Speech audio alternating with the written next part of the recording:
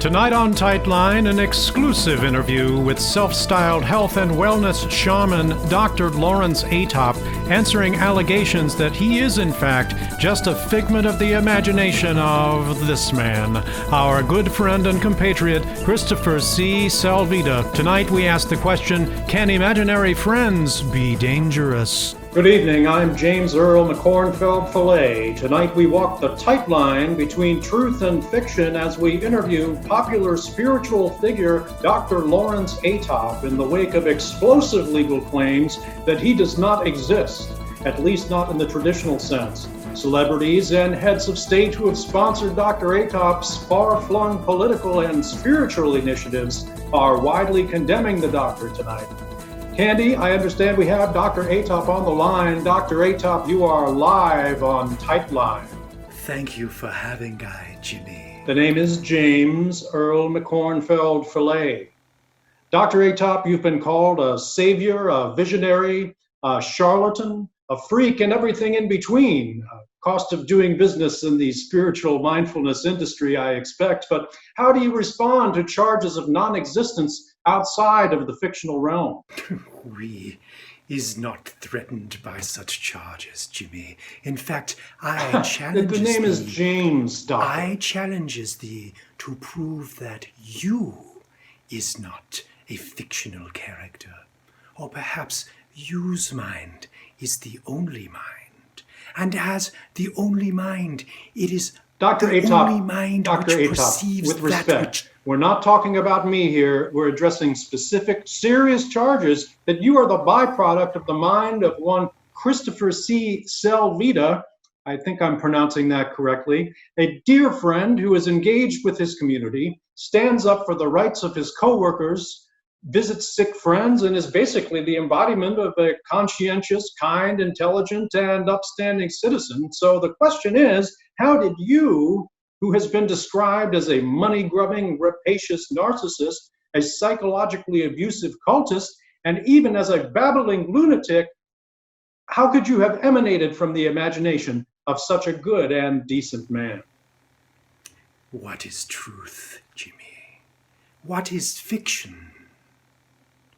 What is this? What is we? How is No, we? no. No more misdirection, Doctor. When was the last time you stood up for your coworkers? When was the last time you cooked a dinner for a friend who was deathly ill? When was the last time you stood up for a cause you believed in? When was the last time... Jimmy. Okay, go ahead. In fact, go ahead. today, and today, I has it on good information that I is not the only fictional character on this evening's Titeline. Well, now, wait a minute. I'm not on trial here. Now, hold on. Candy, if you would be so kind. You, Jimmy, is, in fact, a figment of this man's imagination. A man in cahoots with my man, Christopher C. Salvita. In fact, here is photo-documentary evidence of they together. Dost not thou, Jimmy, bear a striking resemblance to I? Dost not I, Jimmy, emanating from the mind of Christopher C. Salvita, bear a striking resemblance to thee?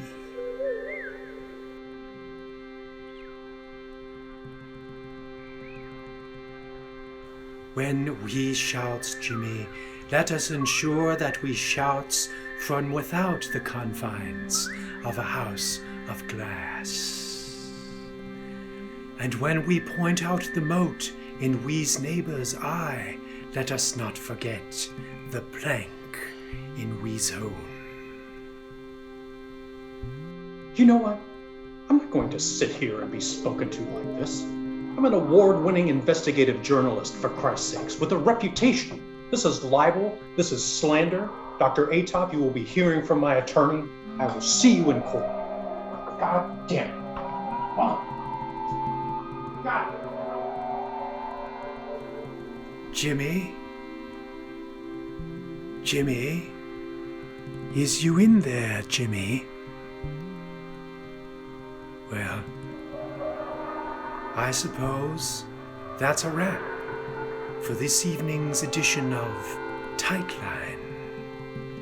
And Christopher, if you're listening, thank you for creating I.